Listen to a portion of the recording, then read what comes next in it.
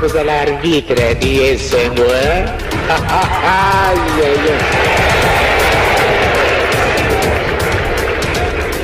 Iyo muntu mwindo zakuluba odi ngumba batu mwindo iyo moko mwindo okukada wapye.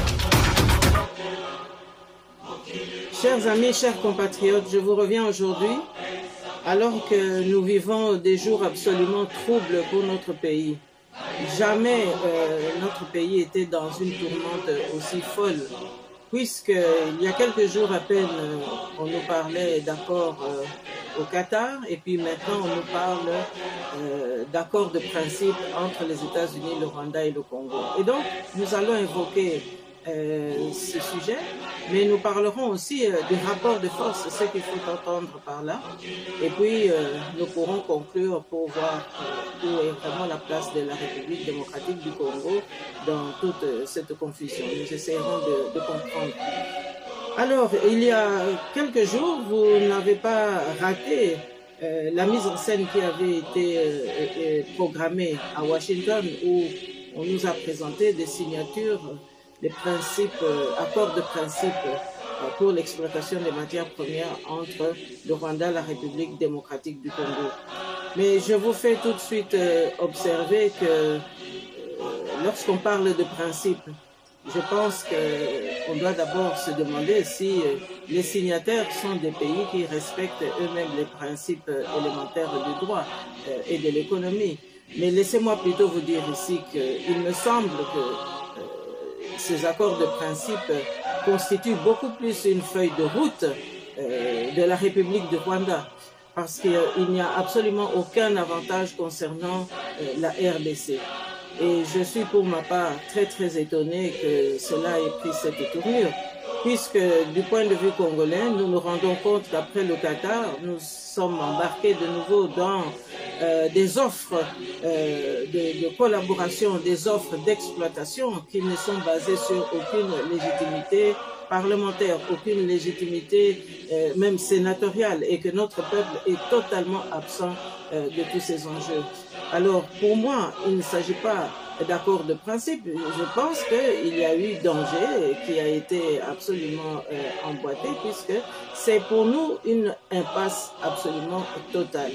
Car la République démocratique du Congo est préoccupée beaucoup plus par des questions de paix. La République démocratique du Congo est beaucoup plus préoccupée par la gouvernance actuelle, et nous voyons très bien qu'il y a également impasse dans ce domaine. Je ne vois pas comment est-ce que l'équipe de Félix-Antoine Tshilombo Tshisekedi pourrait encore continuer, puisqu'il n'y a pas de solution. Nous voyons beaucoup plus qu'il y a des velléités pour sauver un poste, pour sauver un régime, pour sauver une tribu, mais que l'intérêt du peuple congolais n'y est pas. On navigue totalement à vue. Alors, maintenant, j'aimerais quand même vous parler aussi du rapport de force sur le terrain. Il ne vous a pas échappé que ces derniers temps, nous avons des protagonistes qui se sont manifestés d'une façon absolument offensive. On a parlé du retour de Joseph Kabila Kabange, alors que celui-ci était censé quitter le pouvoir. Mais nous avons vu aussi que cette information a suscité beaucoup d'émoi, beaucoup d'agitation.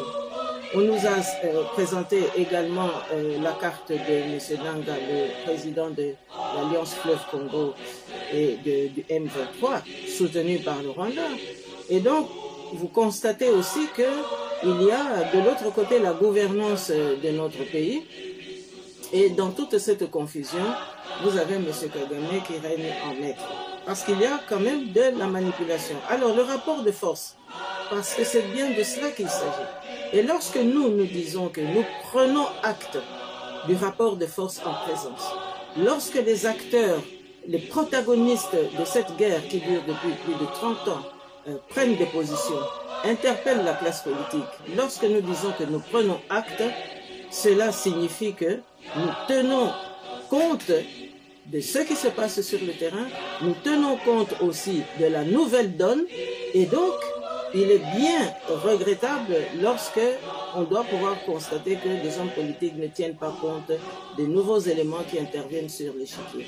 Et donc la première erreur qu'il faut absolument éviter lorsqu'on est homme politique, lorsqu'on est homme d'État, c'est de sous-estimer l'adversaire.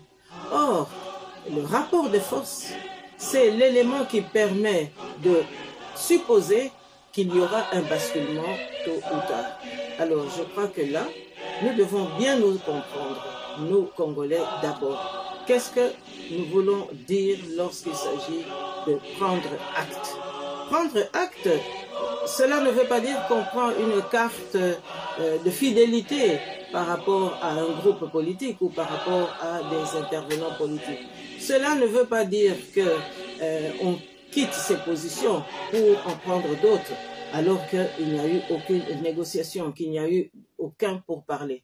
Et donc, je pense que nous, Congolais, nous devons faire très très attention lorsque nous préjugeons des positions des uns et des autres sans qu'il y ait aucune preuve.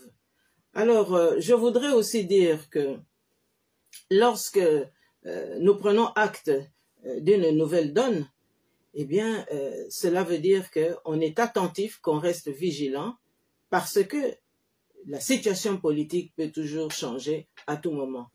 Lorsque vous voyez Madame Kasavubu, par exemple, à l'aéroport de Zaventem, cela ne veut pas dire que Madame Kasavubu a voyagé.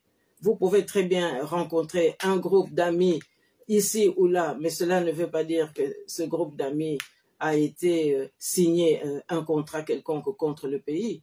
Et donc, nous, Congolais, nous devons faire très très attention sur les jugements que nous portons, parce que j'ai cru comprendre que en diaspora, il y a eu une effervescence due notamment à l'incompréhension qu'il y a. Et puis, j'aimerais attirer l'attention, en plus de notre communauté, c'est que il y a parmi nous des activistes politiques, il y a des leaders d'opinion, il y a des femmes politiques, des hommes politiques, il y a aussi toute une série d'acteurs de la société civile qui ont des idées et qui ont des propositions à faire. Et donc, je crois qu'il nous appartient à chacun de garder sa place, de jouer son rôle et de ne pas empiéter sur les prérogatives des autres. Alors, mes chers compatriotes, ce sont des préoccupations majeures. Nous devons nous interroger, où va le Congo? Parce que pour nous, c'est la justice qui compte, c'est la paix qui compte, c'est aussi l'emploi qui doit pouvoir être rétabli dans notre pays. Or, aujourd'hui, nous en sommes loin.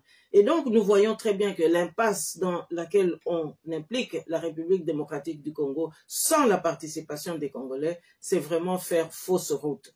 Alors, j'ose espérer que dans les jours qui viennent, nous allons nous ressaisir tous pour que nous puissions redéfinir les axes vers lesquels nous voulons diriger notre pays.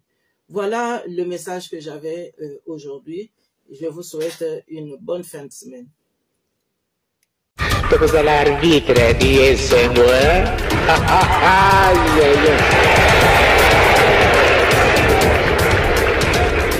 Iyo muntu mwindo zakuluba odi ngumba batu mwindo iyo moko mwindo okukada wapye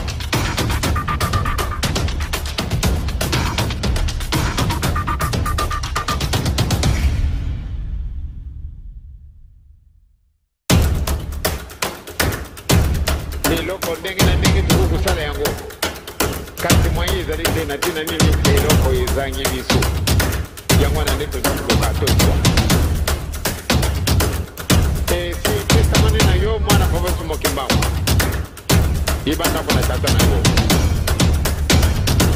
tata na yo alingaka nini tata na yo alingaka nini ke malamu nde yo na ngai toyiba makambo wana pamba te azali tata na biso mais avec plus ba condition boluka liboso bokontina likolo maso bakopesa mana biso Kambango ezali monene ezali tellement éloquent kwa tetu iba